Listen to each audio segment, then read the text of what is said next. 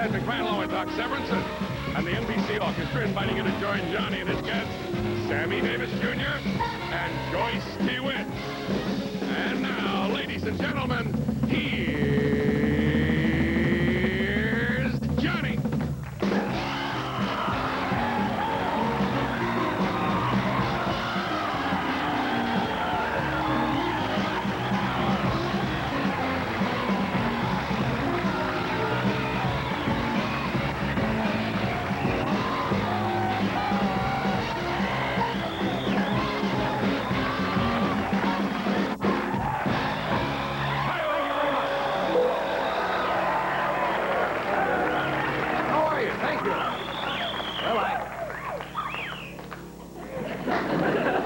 I give this audience a 5.8.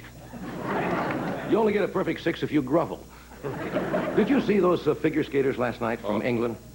Torval and Dean. 9 perfect 6s. That's the most beautiful thing I've ever seen. How many saw that?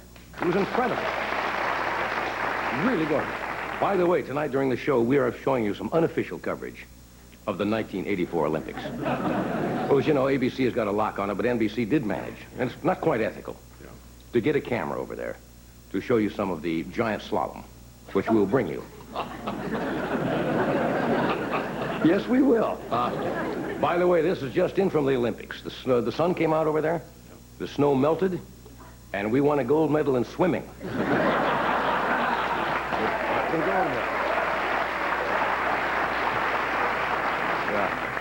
Well, I guess the big news is the news from Russia.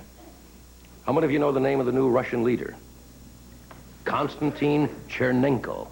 Moved into his new office today and spent most of the whole day sweeping out Kleenex.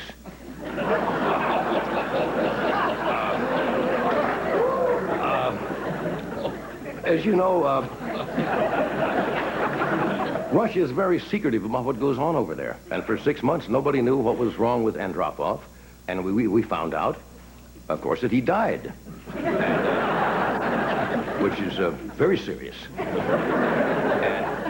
we found out he was treated by the head doctor at the Kremlin, Dr. Hugo G. Hackenbushkov. And doctor ran in the Kremlin today and said, I had it wrong. It's feed a cold and starve a fever. So, now they say Chernenko has a cold. He sneezed at Andropov's funeral, and the undertaker started measuring him.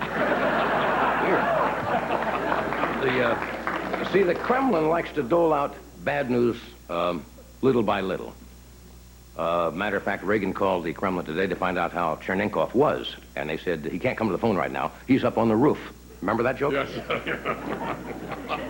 Anybody remember that joke? But the Russian leaders are not particularly young either, are they? I think Andropov was 71 or 72. Chernenkov is how old? 72 years old. And actually, at that age, only 2 things they can really do. Run the Soviet Union or do guest shots on Love Boat. Anyway, there are rumors already that there will be a summit meeting as soon as possible between President Reagan and Chernenkov. And I understand it's going to be listed in TV Guide as the Sunshine Boys at Yalta.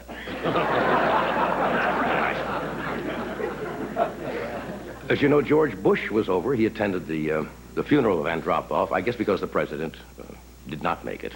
Well, that would be the reason, wouldn't it? And he had a very successful mission there, Bush. He's bringing back some funeral bloopers for Ed's show.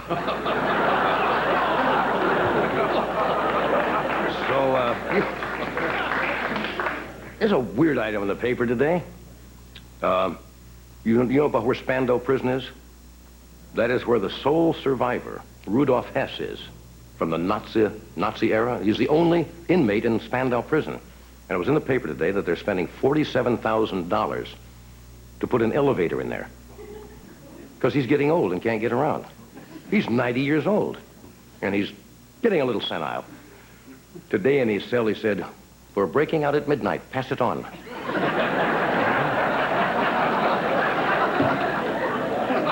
And Because of his age, they don't like to break bad news to Hess, suddenly. Today, they told him the Fuhrer had a cold.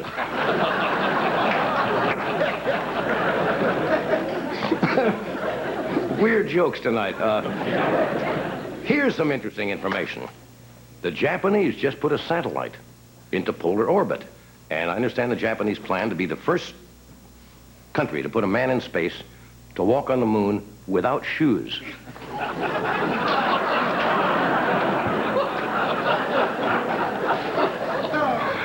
Okay, we were talking about the Winter Olympics, and ABC does a wonderful job, I will say that. They're not our network, but the pictures, the coverage is remarkable, but they've been having trouble because the weather has delayed a lot of the broadcasts. The Americans have not won too many medals there. And NBC, trying to capitalize on that, is jumping in with his own blockbuster program because it's sweep months. Network is scheduling against the Olympics, I think, tomorrow night, an NBC white paper called Let's Count the People of China.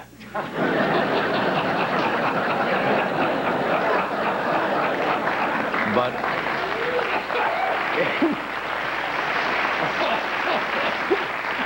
anyway, I'm having fun. I don't care.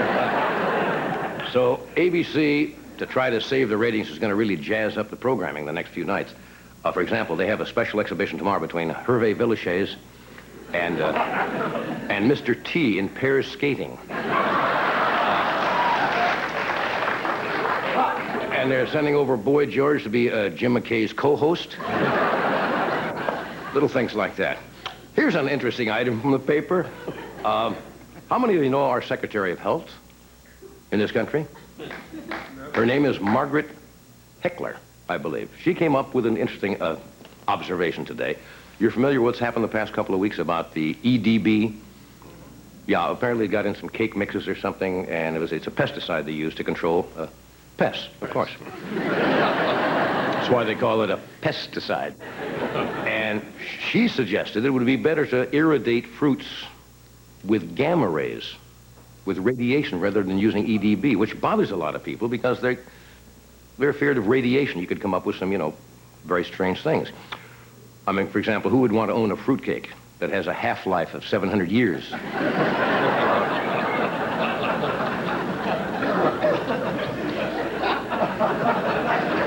There are other advantages, though. You could watch The Tonight Show on your Cuisinart. Here's another interesting item. One of these you're going to find very interesting sooner or later. A 5-year study, this was in the paper, a 5-year study of single people concluded that men want to have sex earlier in a relationship while women prefer to wait. Brilliant study. That took 5 years. You've got to be kidding.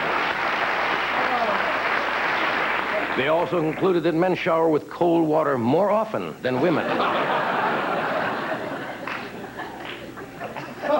Can you imagine? They spent 5 years to find that out? And they also had the survey of mating habits of singles said that women are their traditional gatekeepers. That is true. Sometimes they keep the gate, the house, cars. Anyway, enough of this frivolity. I have a good show tonight. We have one of the greatest entertainers in the world. Sammy Davis Jr. is here tonight. We have the lovely young, most talented actress who's been one of the co-stars of Three's Company for the past 8 years, Miss Joyce deWitt. Is with us. We also have some, as I promised, some Olympic coverage. We're not supposed to do it, but from the 1984 Winter Olympics from Sarajevo, Yugoslavia, right tonight. So stay where you are, and we'll be back.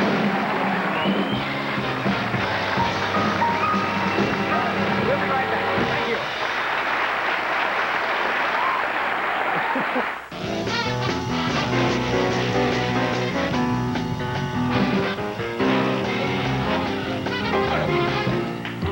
Hello there, friends.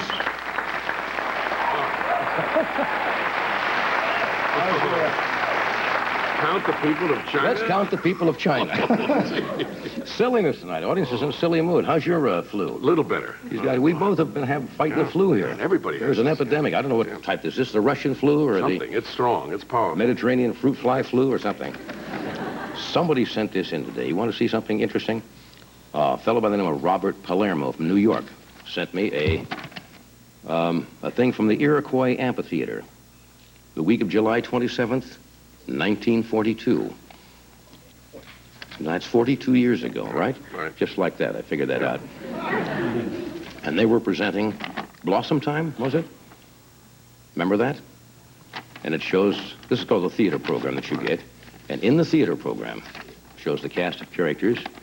And then it says your amphitheater headliners. The then producer and director of the show was Frederick. Oh, Frederick de Frederick Cordova. de Cordova. We know him as Fred de Cordova. Is that a shot of the early de Cordova? Yeah. Wow. Look at That this. handsome devil dog. Remember those when they took those Oh, yeah. pictures? Bruno of Hollywood. Remember that? Remember, it was always Bruno of Hollywood. Look, That's right, trying to look very candid. show them that. Look at this. Oh, There is... there you go. Wow. Now, what is more mind-boggling to me, that's 42 years ago. Yeah. He doesn't look much older than Right that now. Take a shot. Look at Take a shot. Give him the pose. Give him a pose. There it is.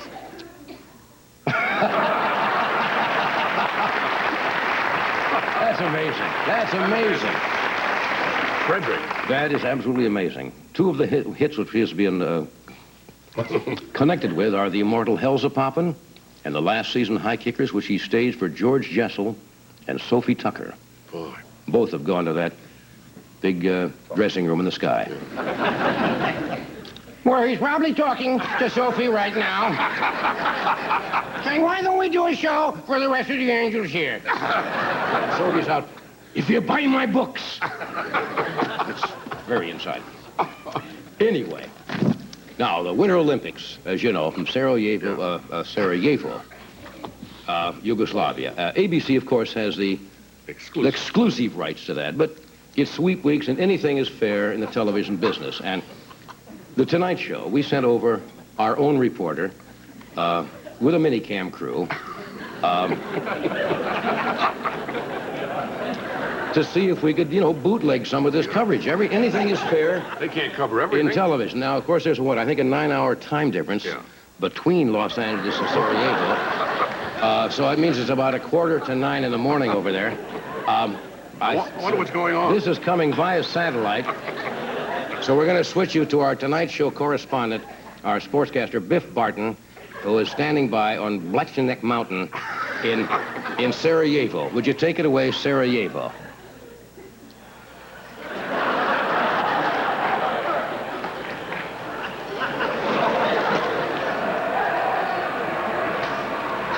Hi there. Can you hear us back there at the Tonight Show? This is Biff Barton. I'm on a Blackjack Mountain here in Sarajevo.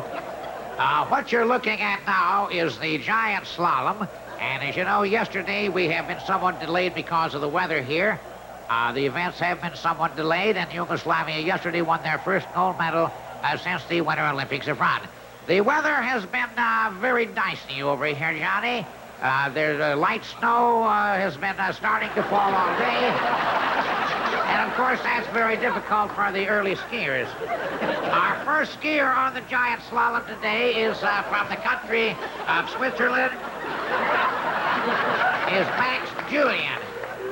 Max is one of the favorites here for a medal, and there he goes now. He's cutting the first gate fairly nice. Gate number 2 is all right. He's digging in just a little bit. The snow is coming down a little harder now. He's through the last gate, and oh, my goodness, a nice run from Max Julian there. You probably noticed. And there is the crowd there standing by. The crowd here is almost motionless. They've been here for several days. It is so cold here, but the cheers, of course, for their favorites, you can hear are resounding in the background. On that last run, Max Julian did hit the last gate and severely injured himself. And you could hear him yelling, "Stucco, Stucco," which in Swiss means, I don't think we'll be having any more children this year. The next skier on the giant slalom is from Germany, Eric Steiner. You'll notice he's wearing the same uniform as Max Julian. Apparently there was a mix-up in the dressing room yesterday, and they all have to wear the same colored uniform. There are rumors around that Mr. Steiner has been drinking beer for the past couple of hours. Let's see how he does here. Here goes Max Steiner, Eric Steiner, rather, down the nice gate there. The snow's coming a little heavier now. Over here, and he goes right off of the course over to the crowd. Eric Steiner is actually talking to a German woman in the crowd. They're exchanging phone numbers.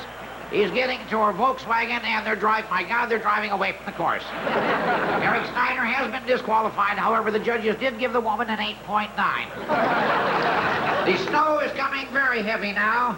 Very, very heavy. More snow. Well, it let up here suddenly. From time to time, you may notice some shadows on the court here. That's caused by the Goodyear blimp overhead, coming between the ski slope and the skiers. This is Franz Gruber, who has been drinking beer for the last 48 hours and is losing his concentration. Here comes Franz Gruber down through gate 1. He makes a nice cut to gate 2. Good heavens, he's turning around, going up to gate 1. Franz is really going now, and I mean going all over the course. Well, Franz will not make any gold medals, but he is making a lot of gold snow. Well, that's it from the giant slalom. We'll be back here tomorrow for the 90-meter ski jumps. Now back to you in Burbank.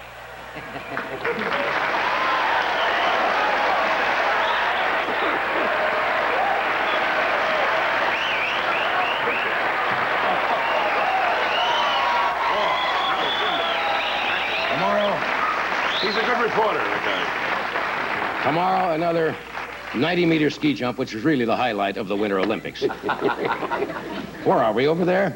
Sammy Davis is here tonight. Joyce deWitt will be back in just a moment.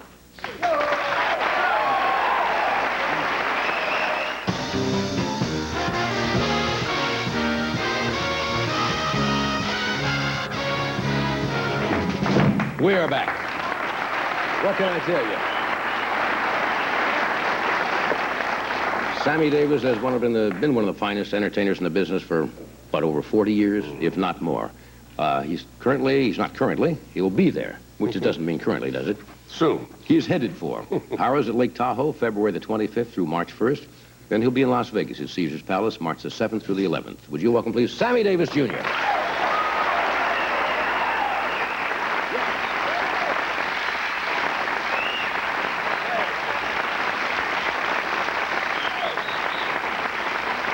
Thank you. Here's a song by Leslie Bricusse. Another spring is on the way. Another April. Another May. And every flower is gonna blossom. And every blossom in time will flower. There will be birds in every tree, and they'll be songbirds. Believe you me, there'll be no warning, but one fine morning you'll wake and see another spring.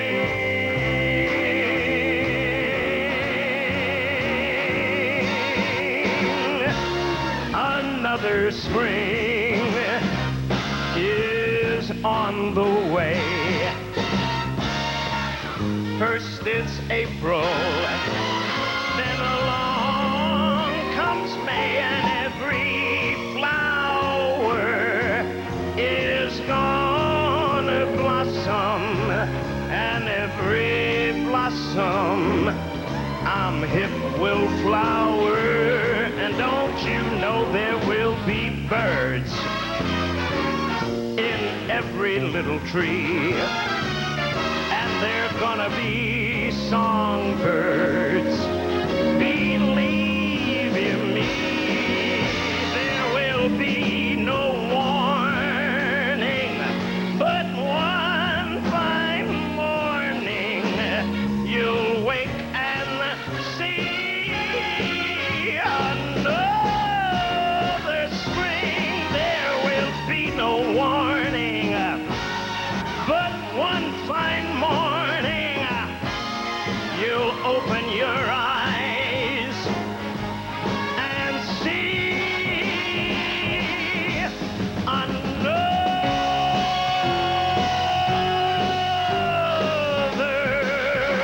spring.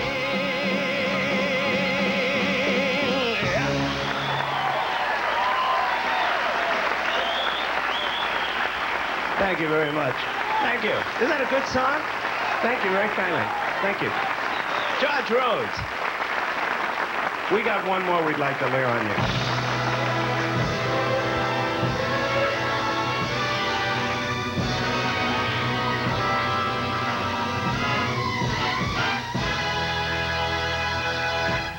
You are the angel glow that lights a star, the sweetest things that I know are what you are.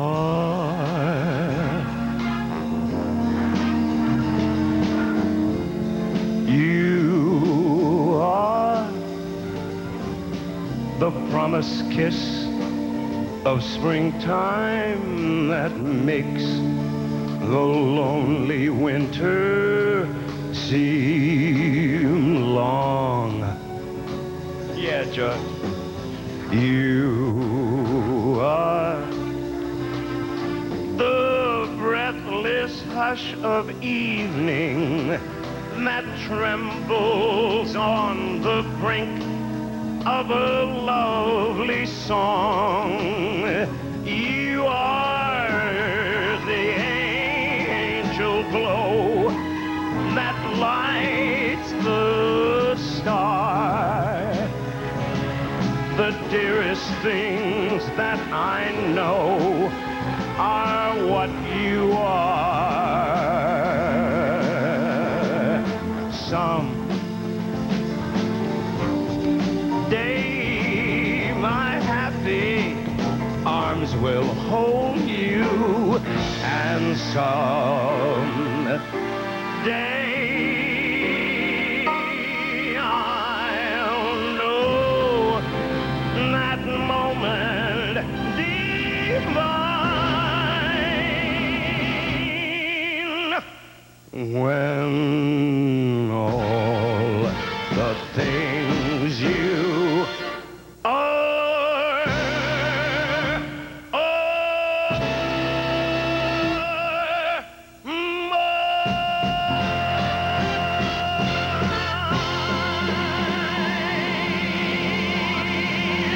Oh, yeah.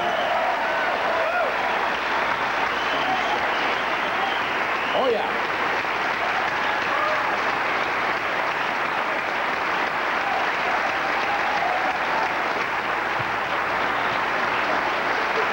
Oh, that's wonderful. Oh, that's wonderful. Thank you. Oh, thank you. You didn't know this, but about halfway through the song, I looked over here because I saw a couple of members of the audience looking. And this balloon started drifting around the corner of the stage, just hovering. What was this from? An old Judy Garland special? It just came on the stage and it was just drifting, and the people, and I kind of, Happy New Year. Yeah. Is this left over from some set or something? And it just... That's marvelous. Isn't that nice? Probably from the Olympics. NBC throws nothing away. We save every balloon, even from our old shows, just in case.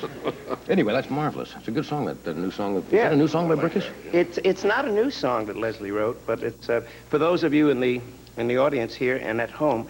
Leslie Brickus is Tony Newley's partner, and they've written so many things, but he writes a great deal by himself, like Dr. Doolittle and a whole bunch of things. And the two guys have been very lucky for me, but this happens to be an old song, which I didn't know that. Is being brought out, and I just thought it would be great for the show. It's pretty song. You know? And it's that time of year. Yeah.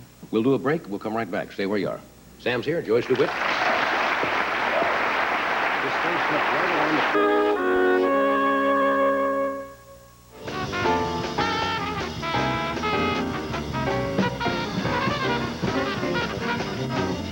No tempo, no tempo. That was Doc on trumpet, Connie Condolan, and the guy. And Mr. Shaughnessy. Yeah, and Eddie Shaw. I forgot to mention something. That Tommy Newsom is going to be performing in Lebanon? Oh, no, with the Lebanon Valley College State Band. Boy, you got some agent. With the Lebanon Valley College Stage Band Friday, February 17th in Annville, Pennsylvania, right? Right. Good. I thought he was going to Lebanon. Boy, that's a bad gig right now. Yeah. Anyway, how you been? Well, I've... From your recent... I knew you were in the hospital for a while. Yeah. Some ribs? You broke? I cracked 3 ribs. Did you fall off the step? How did you do this? No. I wish I could say it was, glamorous with... I was Giant skiing with the slalomers, guys, Went up to the top of the slopes, I was taking my trousers off. Sam, if I've told you once, I've told you anytime, you don't take them off over the top. Remember? What do you mean you're taking your pants off? No, we had seen a movie at the house, and I've watched a movie, and everybody said goodnight. My wife was out doing publicity for the Olympics in Los Angeles, Altarpiece, and I said, well, that's it for me, and I turned in. It was like 11:30. I said, I'll watch you, So I gave it... Careful. No, I gave it one of these, and as you know how you step out of your pants and you sometimes do this? Well, you do, but I don't. You always practice dancing, Yes. I know, but... That's because I have basic rhythm. I wasn't going to say that. So you did a few So steps. I did a thing like this, and my foot this one caught in the shag rug, and I went right into the nightstand, and it just went bang, right here. And that was it, cracked 3 ribs. That hurts. That really hurts. And then I got into the hospital. Then I read in the magazine that I was dying. I read in a couple of those, And if you don't think that's a rude awakening, I'll put in with it. You could be worse. You could have had a cold. Then you know you're in trouble. Yeah, I picked up a couple of those tabloids, the names we don't even have to mention, that said you were very seriously ill. No, I don't know why they do that. I don't know why either. And what happened was my mom and my grandmother, who recently, as a matter of fact, yesterday celebrated her 100th birthday. Oh, come on. Wow. My grandmother.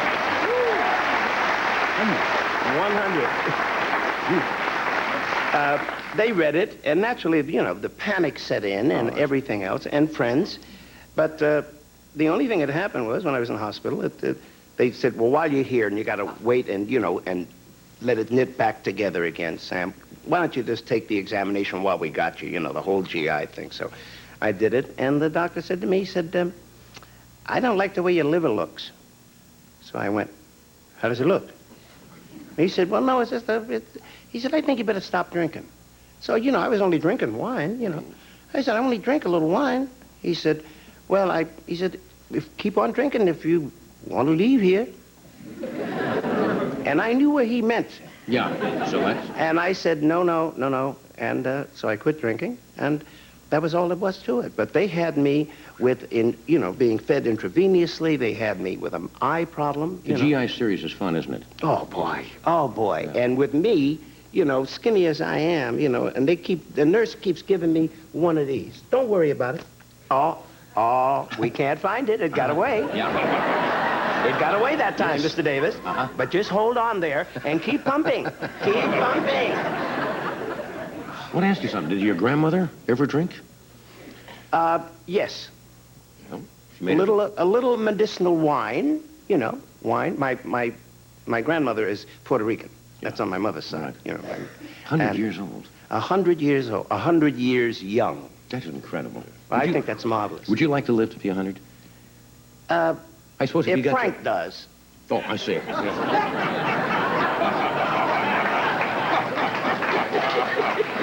No, but Who's going to tell Frank he's dead? Come on. I know I don't want the job. I'm not going to. You're No, I dead. don't know. I think there's something terribly good about reaching an age where you can really say to yourself in all seriousness, having gone through all the changes that I've gone through in my life, that, hey, man, I can walk in and you look and work with musicians that show you and look at you with respect for what you do on the stage. You get a good audience. And your friends that have been supportive through the years. And right now is the best of times for me. That's great. And I do not know what 20 years from now will bring. I'm 58. I would like to stick around for a few more years, you know, in working in the show business, and then a few years of relaxation. But I think when it gets to about 85, I'd be willing to sell. No, knowing you, I doubt it. What do you mean, knowing me, you Knowing doubt you, it? you You mean I'd be saying one more time? That's right. Just another farewell appearance. We'll take a break. We'll be right back. No way you're going to.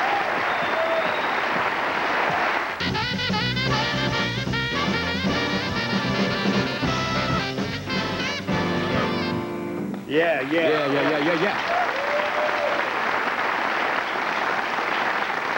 Would you favor us with another selection of your choice? If you insist. George has got the band.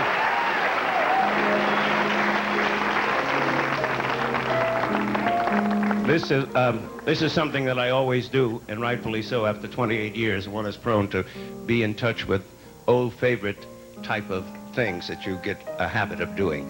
One of them is introducing this man. His name is George Rhodes. This is my conductor and arranger. Hey, George. All right, here we go. There is no verse to this song, 'cause I don't want to wait a minute too long to tell you. I'd love to get you on a slow boat to China. Thank you. All to myself alone. Get you and keep you in my arms evermore. Leave all your lovers a-weeping on some faraway shore. Out on the briny, with a moon big and shiny, melting your heart of stone. I'd love to get you, my baby, on a slow boat to China, all to myself alone.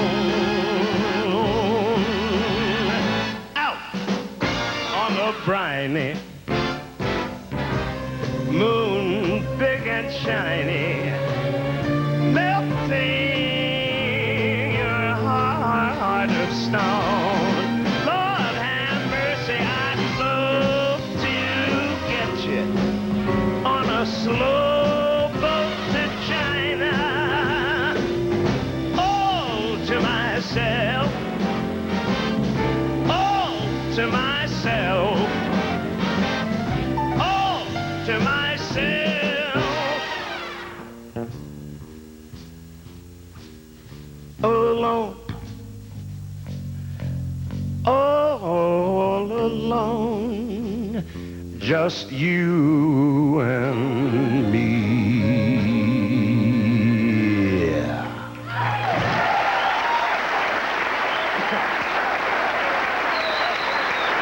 Thank you, Sam. We'll take a break. We'll be right back. Miss Joyce deWitt will be out in just a couple of moments. Stay with it. Oh, yeah. Okay, my next... I've said that so many times. My next guest, you all know. I know her very well. She's a good friend, very talented and lovely actress who is completing her, hard to believe, 8th year as one of the stars of the hit series Three's Company, and she'll be co-hosting with Ed McMahon on a show on NBC February the 19th, television's greatest commercials from 10 to 11. Would you welcome Miss Joyce deWitt? Oh!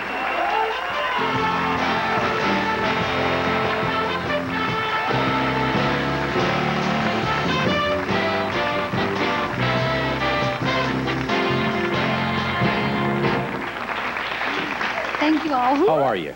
Terrified. Now, she told me before, we've known each other for, what, 7, 8, 9, 10 years or something like that. We know each other so well, and this is more difficult to talk with somebody you really know than if it was a complete stranger. Definitely. Why is that?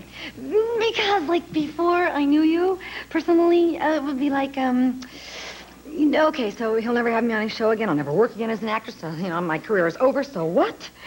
But now that I know you personally, it's like, oh, I ruined his show. No. Are you insecure? Yeah, are you? Isn't everybody I guess all performers are insecure, yeah. You want that little stool? Thing? Sure. First it's the stool, then the hassock they want, and then... Thank you, Aunt Mike. Now, you've been hearing that. I have no... You've been hearing that theme song for, what, 8 years now? Does it kind of sadden you that you're into your last episodes of the show? Oh. You've had a great run. You know, you're a very underrated actress. You are very, very good. You know, you are. You don't get credit for a lot of the stuff you do on the show because you have to react a lot, and you know how to do lines and react, and timing is good. But are you sad that it's ending? So much. It's all right. Yes, it's I didn't make you cry. I don't make you cry. Well, so nice. It was a beautiful compliment. Yes, it was. It was. Thank you. It's the agony and the ecstasy. Yeah. I mean, there's this, great celebration of our success and our good fortune that America could stomach us this long. Yeah. Would care. I wouldn't exactly put it that way. I mean, truly, though, they didn't get tired of us. They hung in, still liked us and wanted us. So there's that, like, wow. And then there's, it's like letting go of a part of you. Yeah. You live in the same skin with that character all that years. Yeah, but you go on to other things, Well, how's the final episode? Can you tell us? I mean, how do you break up a cast? Sometimes in the soap operas, they simply kill them off. She has a bad cold, and then the next day, all of a sudden, boom, That's it. Terminal City, you're out of it. Well, Janet gets killed off in the best of ways. I mean, I love Janet so much, and so I'm so glad we are in taping our last show this week, so It's like there's 3 more days for me. And last Friday was Janet's sort of major moment, and it was her wedding. Janet gets married. You're getting married? That's the way they're getting rid of you. And that's how they... And the wardrobe people killed themselves to make this dress for me that was to die for. And the set decorators, they did it all in pink and white, because pink's my favorite color. They did all this wonderful stuff. And then the crew, they dressed up, wore jackets and boutonnieres, and... I personally find it, very difficult to let go of this character and say goodbye. But at work, I'm like, hi, because there's a spin-off coming with the Jack Tripper, so I don't want to be negative. So I didn't know anybody else. It was like, and they were all trying to say, we're glad you were here. They knocked themselves out for me. It was it's a shame. So touching. It's a shame to waste all those costumes. Why don't you get married? I mean, really get married, and... Is anybody listening? Nobody I know.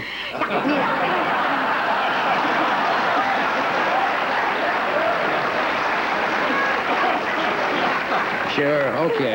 I didn't pay him to say that, honey. I really didn't. I know that. I know. It's just kind of an inside joke. So what are your plans now? Well, let's see. What are my plans? You started in the theater, didn't you? Yeah. I didn't know that. I thought you were a product of television and commercials, and then what? No, I started on the stage when I was 13. What'd you play?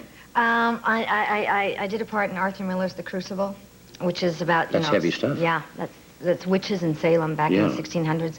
But it's really, but it's really about the McCarthy era. Right. And, allegory. I played this little character who was like, she laid dead and comatose the entire first act on stage. I, had to like lay there. And then at the end of the first act, I had to like start getting up and screaming and going nuts. And I, at the time, did not know how to scream, properly. So that when I screamed, it was like this. Which Not too effective on No, stage, a lousy ending for the first act. Did you learn to scream? Well, since then I have. But at the time, my sister, they finally, brought her in. She stood behind the set. And I would get up and go, and she would go, She would scream. Oh, to kind of dub it in from the Yeah, back? because I couldn't. I would go, which is. They sometimes have to hire actresses in horror movies because the people can't react, with fear. Can you do it now? Yes, I've learned. I mean, I've taken, studied and learned how to produce your voice properly in the theater and all that stuff. Give me a scream. No. Come on, just do a scream. I'll be It's so not easy. embarrassed. Come on. That's one No, of my, I don't want you to. oh, it's one of my worst things. No, I don't want to hurt yourself, but, No, it's one of my worst things, like one of my hardest things to do. Okay, I'll do it. Ooh, I don't know if I can. well, it's all right. I had to scream at Three's Company a couple of times. I prayed to God that they wouldn't fire me. All right. Really. Scream of fear? What kind of a scream? You want to move that up? No, don't, because I might. No, leave it there if you're going to. Okay. So you have to get ready.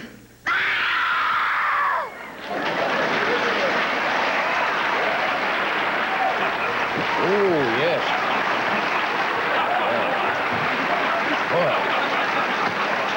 I'm sorry. Yeah. I'm sorry, but I did That learn really is after that evening. kind of makes me miss home. I'm sorry.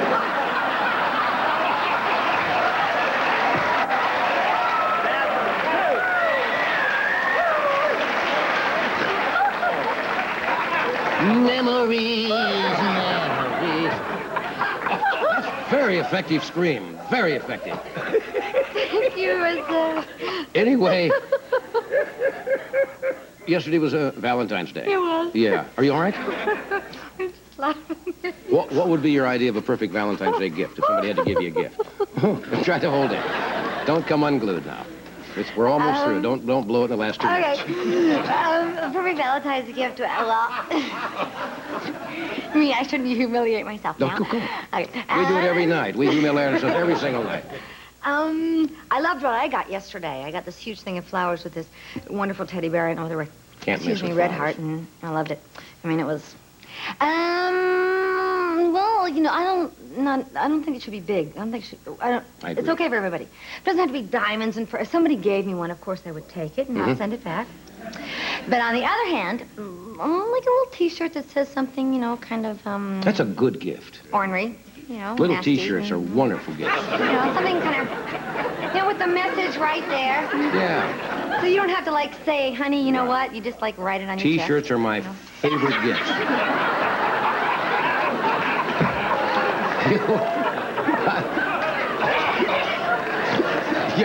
Maybe the little advertising logo Yeah, says just hi a there. And their privacy You of like your the own simple home. things of life. I do. Simple Yeah, things. Simple I love, things are yeah. the best things. Yeah. Well, I enjoy the fancy schmancy too, but I really like the little things too. I mean, I like that.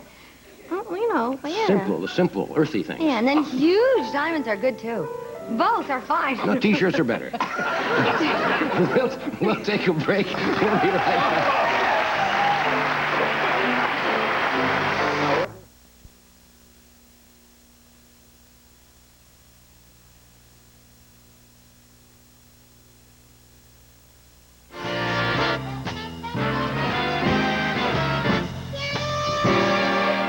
Okay, we're back. I told you this was going to be easy, didn't I? Yeah, but because of you.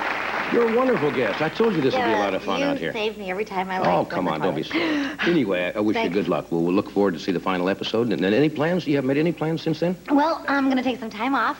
And then there is this thing that I did that's with Ed. Ed? And I co-hosted with him, Greatest Commercials. And there's some wonderful stuff on it. There's some beautiful, touching, great stuff. There's some hysterical stuff. And there's a couple times when Ed and I make a fool of ourselves on purpose. It's I would watch it. Thanks for being here. Thanks for being here. Really, Thank you're you, fun. Johnny. Sam, you're headed for, not headed, you're headed for Tahoe. Yes. I have a date here somewhere. What? In Vegas. Then in Caesar's Palace. Thank you, Fred. Okay. Who's on tomorrow? Who's on tomorrow? Somebody asked. Diane Cannon will be here. Nick Apollo Forte and Mr. Tom Selleck will be with us tomorrow night. Should be fun. Thank you, Sam. Thank you, baby. Great night. Next on Late Night with David Letterman, meet singer Carole King and police sketch artist Frank Moriello. It all happens on NBC. Be there.